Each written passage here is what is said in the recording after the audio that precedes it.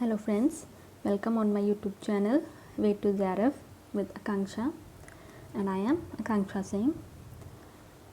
This is intro about me. I am Akanksha Singh. I am pursuing my PhD from Vasantarao Naik, Marathwada Agriculture University, Maharashtra, and I had qualified NET. आज का topic है macronutrients and micronutrients.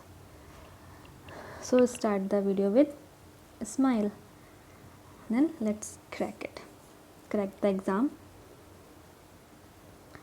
सबसे पहले है macronutrients. Macronutrients are the nutrients which are present in large amount in food and also required in large amount in our body.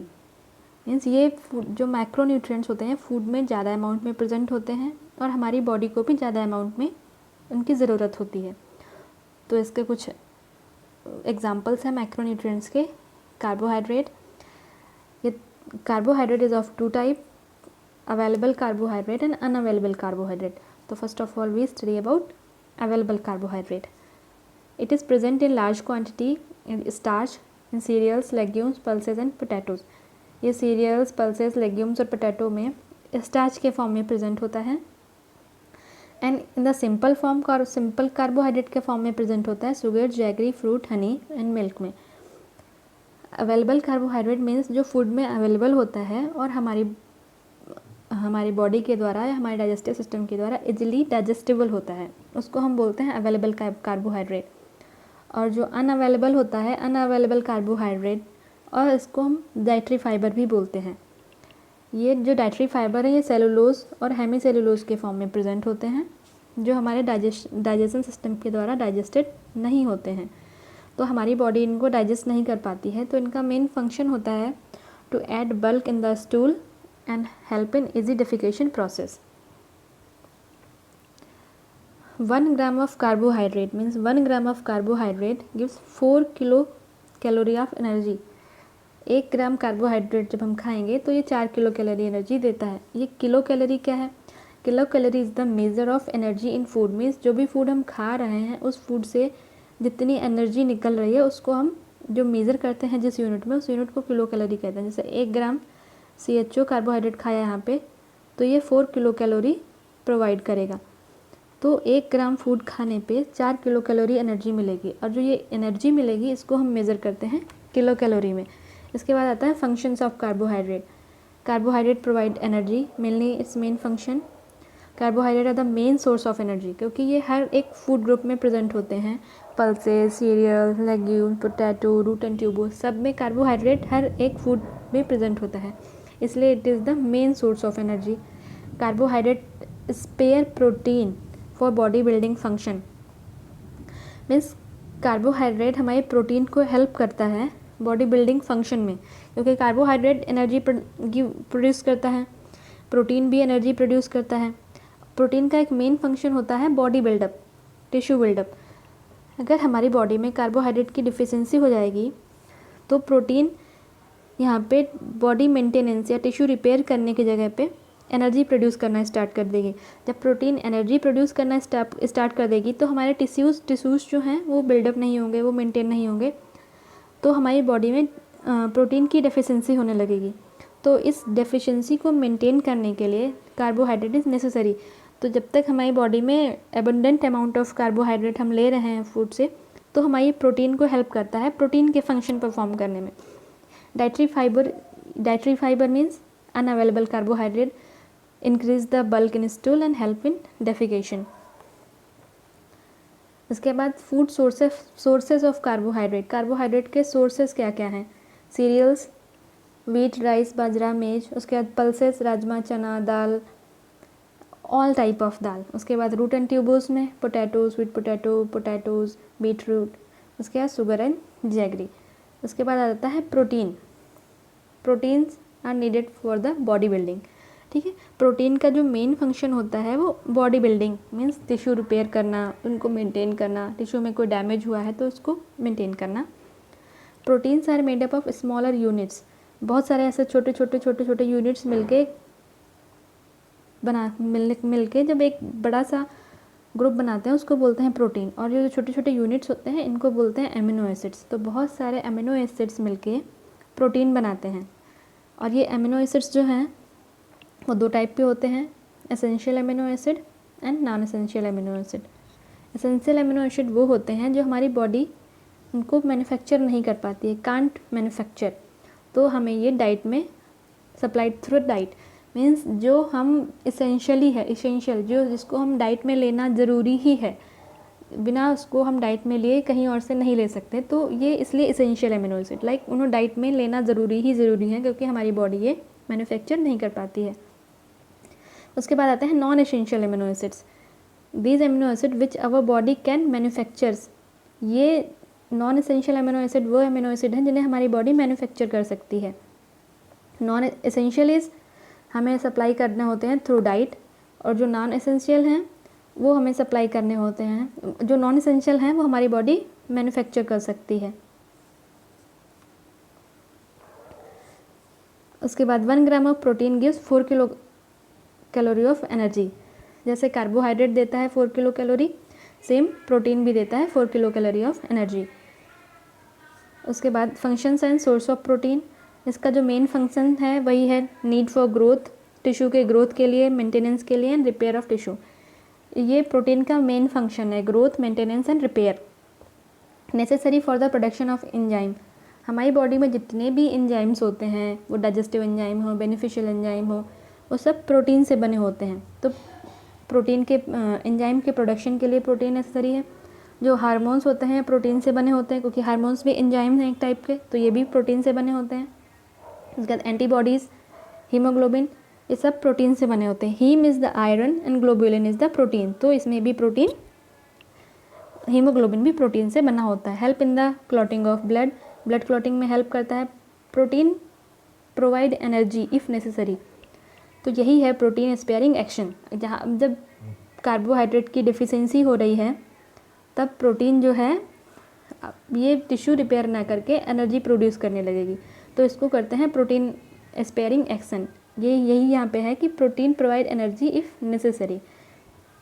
इसके बाद sources, जो उसके सोर्सेस हैं meat, poultry, fish, egg, milk, cheese, paneer, curd, और ये animal sources हैं soybean, peas, pulses, cereal, nuts, oil seed and तेल and groundnuts etcetera. इसके बाद कुछ स्पेशल फीचर्स हैं, जो स्पेशल फीचर हैं प्रोटीन के, वो है एक एनिमल प्रोटीन और दूसरा आता है प्लांट प्रोटीन। ठीक है, तो एनिमल प्रोटीन जो होती है जो हमें एनिमल सोर्स से मिलती है like meat, egg, milk etcetera, और ये वेजिटेबल प्रोटीन से ज़्यादा बेटर होती है, वेजिटेबल प्रोटीन से अच्छी होती है। प्रोटीन फ्रॉम पल्सेस, सीरियल्स, ये जो प्रोटीन हम पल्सेस, सीरियल से लेते हैं ये प्लांट प्रोटीन होती है। जो प्रोटीन एनिमल सोर्स से आती है उसको एनिमल प्रोटीन कहते हैं, और जो प्रोटीन प्लांट सोर्स से आती है उसको हम प्लांट प्रोटीन कहते हैं। Because proteins from vegetable source do not contain all the essential amino acid, हम प्लांट प्रोटीन को इसलिए थोड़ा सा कम एनिमल प्रोटीन के इतनी अच्छी नहीं मानते हैं क्योंकि जो भी हम प्लांट सोर्स से जो प्रोटीन लेते हैं उसमें सारे एसेंशियल अमीनो एसिड्स नहीं होते हैं। तो इंक्लूडिंग 2 और more source of vegetable protein in each meal, means जब भी हम कोई खाना खा रहे हो तो उसमें 2 source of protein, different 2 source of protein like cereals and pulses together. जब हम 2 सोर्स लेंगे एक साथ, तो cereals limited in 1 type of amino acid, pulses limiting in 1 type of amino acid, तो दोनों मिलके एक कॉम्प्लीमेंट्री सोर्स बनाते हैं, तो वो दोनों एमिनो एसिड हमारी डाइट में प्रेजेंट हो जाते हैं। तो इसलिए बोलते हैं अगर आप प्लांट प्रोटीन ले रहे हो तो 2 और मोर सोर्स एक साथ इंक्लूड करना चाहिए डाइट में, जिससे वो कम्प्लीमेंट्री प्रोटीन होकर हमारी प्रोटीन की जो भी रिक्वायरमेंट है उसको फुलफ़िल कर सके। उसके बाद आता है fats and oils. Fats and oils are the concentrated source of energy. Fats and oil सबसे ज़्यादा एनर्जी प्रोड्यूस करते हैं, इसलिए इनको हम कहते हैं concentrated source of energy. Fats are made up of small units called fatty acid. जिस तरह प्रोटीन स्मॉल यूनिट से मिलके बनता है, वैसे ही फैट स्मॉल यूनिट से मिलके बनता है, और फैट के जो स्मॉल यूनिट्स होते हैं उनको हम फैटी एसिड्स कहते हैं। ये फैटी एसिड फैट के नेचर पे डिपेंड करते हैं कि कैसे हैं, लाइक सैचुरेटेड हैं या अनसैचुरेटेड है। फैटी एसिड 2 टाइप के होते हैं, सैचुरेटेड एंड अनसैचुरेटेड। जो सॉलिड फैट्स होते हैं लाइक घी, बटर, ये सैचुरेटेड फैटी एसिड, इनमें सैचुरेटेड फैटी एसिड ज़्यादा प्रेजेंट होते हैं, और जो ऑयल होते हैं, जो लिक्विड होते हैं, लिक्विड फॉर्म में होते हैं, उनमें अनसैचुरेटेड फैटी एसिड ज़्यादा प्रेजेंट होते हैं। Functions and source of fat and oil. तो मेन फंक्शंस क्या हैं, यही एक provide concentrated source of energy, reduces the use of protein for energy, ये भी यहाँ पे हेल्प करता है प्रोटीन को उसका फंक्शन, प्रोटीन का फंक्शन करने के लिए कि वो बॉडी को रिपेयर करे मेंटेनेंस ग्रोथ के लिए। जब ये फैट एंड ऑयल्स जो हैं ये ज़्यादा एनर्जी प्रोड्यूस करते हैं, वे ज़्यादा एनर्जी प्रोड्यूस करते हैं तो हमारी बॉडी में एनर्जी अवेलेबल रहेगी। जब हमारी बॉडी में एनर्जी अवेलेबल रहेगी तो प्रोटीन है जो अपना काम करेगी। उसके बाद कैरी फैट सॉल्युबल विटामिन्स, जो फैट हैं ये कैरी करते हैं fat soluble vitamins A, D, E and K into the body and help in the absorption of these vitamins। ये A, D, E, K ये फैट सॉल्युबल विटामिन्स हैं। और without help of fat, अगर हमारी body में fat नहीं है तो ये A, D, E, K हमारी बॉडी, जो ये A, D, E, K vitamins हैं इनको हमारी बॉडी एब्जॉर्ब नहीं करेगी, इनका मेटाबॉलिज्म नहीं होगा। तो इनका मेटाबॉलिज्म के लिए फ़ैट नेसेसरी है। तो जितने भी फैट सॉल्युबल विटामिन्स हैं उनके लिए फ़ैट प्रिकर्सर का काम करती है, एक मेटाबोलाइटिस का काम करती है कि जब फैट प्रेजेंट होगा तभी हमारी बॉडी में जो फैट सॉल्युबल विटामिन्स हैं वो एब्जॉर्ब होंगे। Act as a cushion means एक protective layer to certain vital organs. हमारे कुछ वाइटल ऑर्गन जैसे लंग्स है, हार्ट है, किडनी है, इन सब पे एक प्रोटेक्टिव लेयर बनी होती है। वो लेयर फैट की होती है जो हमें आउटर कोई भी शॉक लगा या बॉडी में टेम्परेचर एकदम से वेरी हो रहा है तो उस सब चीज़ों से हमारी जो ऑर्गन्स हैं इनको प्रोटेक्ट करता है। Help to maintain the body temperature, ये जो फैट है वो हमारी स्किन के लिए, जैसे ये स्किन है, इसके नीचे एक लेयर जो जमा हो जाती है फैट की, जो हमारी बॉडी के टेम्परेचर को मेंटेन करती है। और जो हमारी बॉडी के अंदर की हीट है उसको अंदर में ट्रैप कर रखती है और जो बाहर की हीट है उसको बाहर में ट्रैप रखती है। तो इससे बॉडी के टेम्परेचर को मेंटेन करने में हेल्प करती है। Source cooking oil, ghee, butter, oil सीडनर्स, meat, poultry, fish, egg, whole milk, cheese, ये सब सोर्स ऑफ फैट हैं। उसके बाद कुछ स्पेशल फीचर हैं फैट के। Fat improve the texture as well as absorb and retain, देखो इम्प्रूव करता है texture, absorb and retain flavour and making meal more appetising. कोई भी जो सब्जी या खाना कुछ बनता है जब वो फैट या ऑयल में बनता है तो टेक्सचर मीन्स वो फूड को जो सॉफ्ट करने वाले होते हैं उनको सॉफ्ट करता है, जिनको क्रिस्प करने वाला होता है उसको क्रिस्प करने में हेल्प करता है। और जो भी चीज़ उस चीज़ का जैसा भी फ्लेवर है, जैसी भी स्मेल है, उसको रिटेन करके रखता है और उस फूड को मोर एपेटाइजिंग मीन्स ज़्यादा टेस्ट, उसमें टेस्ट डेवलप करता है। उसके बाद फैट है property to help them to remain in the stomach longer and prolong the feeling of fullness. Fat थोड़ा सा हैवी होता है तो वो स्टमक में देर तक रहता है। अब स्टमक में देर तक रहता है, धीरे धीरे डाइजेस्ट होता है तो वो फीलिंग ऑफ फुलनेस मीन्स भूख नहीं लगती है, वो पेट भरा, जब ज़्यादा जैसे कुछ पकौड़े या कुछ खा लो तो पेट में बहुत देर तक भरा भरा लगता है कि भूख नहीं, तो ये फीलिंग ऑफ फुलनेस। जब ज़्यादा फैटी या फिर ज़्यादा फैट कुछ खा लेंगे तो स्टमक बहुत लंबे समय तक 3 to 4 आवर्स तक भूख नहीं लगेगी, feeling of fullness। And thank you.